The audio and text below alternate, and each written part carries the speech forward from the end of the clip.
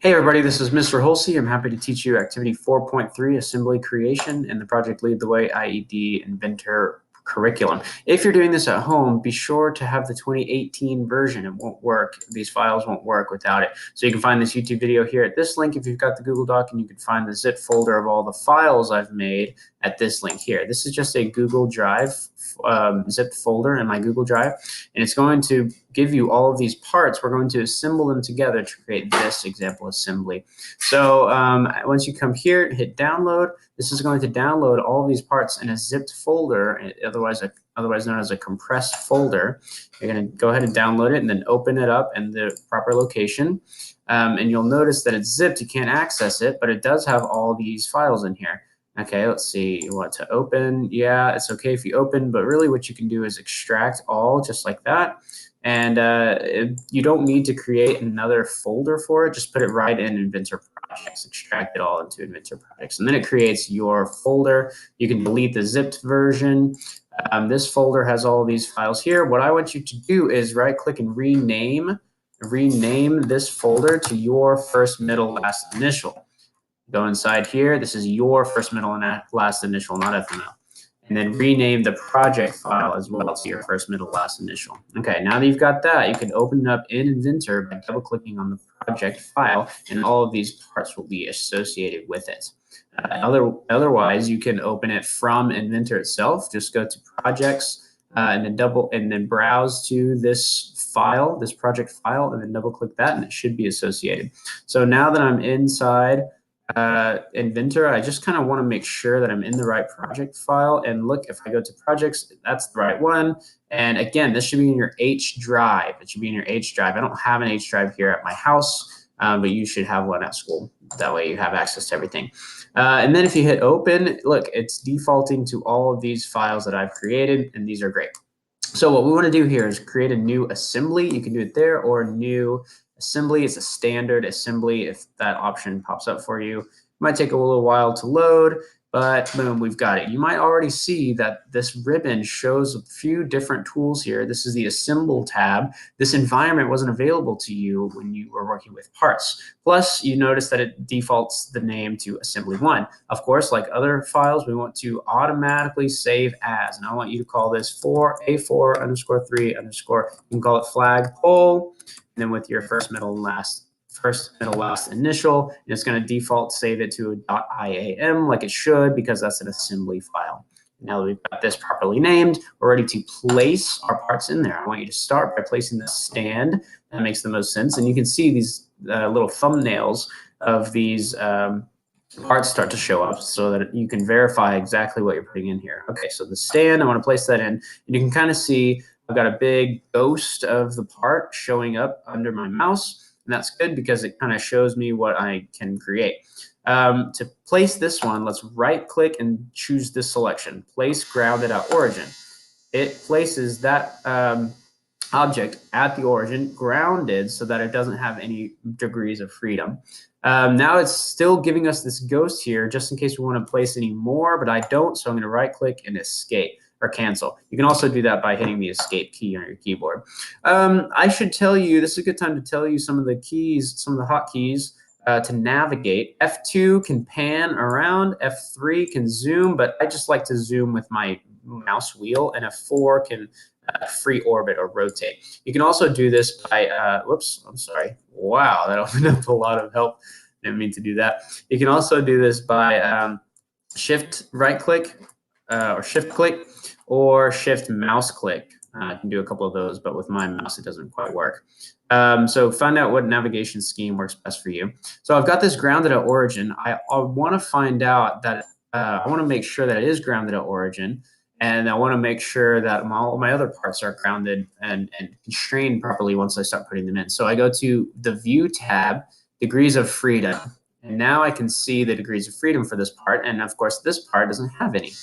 It's grounded at origin. That's what that little thumbtack means. Okay, so now I can go back to Assemble, Place, and I want to place the pole in here now. Okay, the pole, and I want to zoom out so I can see it a little bit, and I can place it anywhere for now. Again, cancel, escape, and now you can see I got 1, 2, 3 degrees of rotation, degrees of freedom. linearly, and 1, 2, 3 rotational degrees of freedom as well. Once you start constraining things, those are going to start going away. So I want to first constrain. Let's see, constrain the axis of this pole. That's what highlights whenever I kind of hover over a cylindrical piece.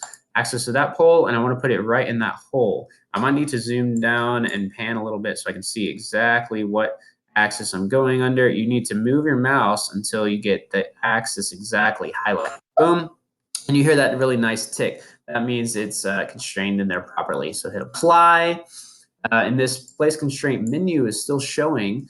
I'm going to leave that for now because I have a couple more constraints to do. You see that it's not quite in there vertically the way that I want it to be. So now I need to do this navigation and find the proper planes to constrain these two. I want the very bottom of this, but right now it's hard to see, so I need to zoom in. Be careful when you zoom in on Inventor. Your graphics window is going to zoom into wherever your mouse is. So I hover my mouse right over the bottom of this, and I click this very bottom face. Okay, and then zoom out and zoom in here to the bottom face of this. Okay, and this is the same kind of constraint. We call this a mate constraint. However, it's flipped upside down. Oh no. All we need to do for that is change it to a flush. Those two planes are flush together. That makes sense. They're both sitting on the ground. And we hit apply. All right, so do we have any more degrees of freedom? Oh, we have one more. It's a rotational. But in order to check that, I can close out of this menu and click and drag some of my pieces. Let's go back to my home view over here and click and drag some of my pieces. And I do notice that this has a rotational degree of freedom. So the best way to get rid of that is to go to the origin plane. I like the XY. Let's right click on that in our part browser and make it visible. And then we can make one of these planes flush with this plane. So let's try that, constraint, and let's try to mate these or flush, and let's try to hit. Oh no, it won't work. When you anytime you get this error message or warning message, do not continue or accept the relationship. It's going to be broken. Close out of that and try to diagnose what's going on here. Well, let's think.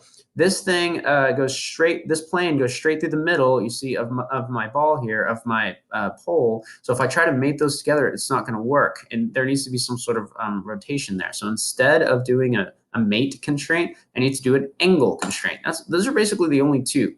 And I have a directed angle because I only have 2 objects here. See, these other 2 have 3 objects. So a directed angle between this plane and this plane. And I notice that I do want 0 degrees like the default. Those planes are going to be offset a little, not mated. See how that plane cuts right in half of my flag part there? So I apply that and hit cancel here. And now that degree of freedom went away. So if I try to rotate this, it's not going to rotate at all. But my XY plane here is a little bit ugly, so I'm going to take off the visibility of that. Next, I'm ready to place the flag. Let's see the flag. But I want one on the front and I want one on the back. Okay, so I can place one sort of over here and one sort of over here. And again, it doesn't really matter. Let's escape. It doesn't really matter where they are because we're going to constrain them anyway. It doesn't matter where you place them as long as they're kind of near where they wanted to go. And again, we have 6 degrees of freedom, 6, 3 rotational and 3 linear. 3 translational. So let's constrain again. We're doing some mate constraints. I want this face of this flag to go smack onto that face of the flag base, I guess you can call that. Let's apply. Let's keep going. Let's do this face, this little tiny edge against this little tiny edge. And oh, it did it backwards again. Let's make sure you're aware of which direction they're going. I don't want to mate. I want that one to be flush. Let's apply it.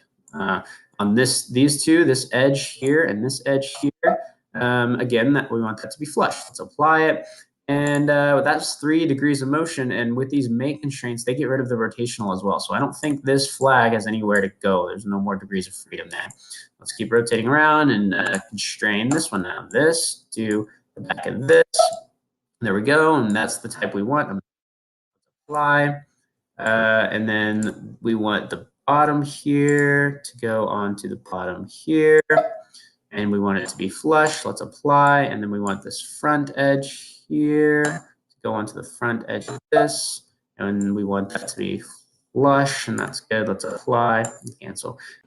All right, the very last thing I want you to do before you submit this is put your name at the top of the stand here. There are a couple of reasons I want you to do this. One, so that it can verify it's your original work that you're submitting, and two, to show you a really cool thing about assemblies in Inventor. If you double click on a part, now you can edit this part. You see you have a part environment here. If you wanted to go back to the assembly, you just hit return. But you can see all of these other parts are grayed out on the part browser and invisible in the graphics window. Pretty nice. So let's create a new 2D sketch on this face. Let's make some text right about here. And let's put your name, your last name, not my last name, down here. You need to highlight all of this before you can change the size. Let's do it to about 1 inch. That's probably pretty good. If you want to move it around, you have to hit escape and get out of the text tool. Escape. Now you're in just the regular tool. You can move your text around a little bit. I think that looks good. Let's finish the sketch and let's go back to our assembly environment. And finally, let's go home. Next, I want you to take a snip of this.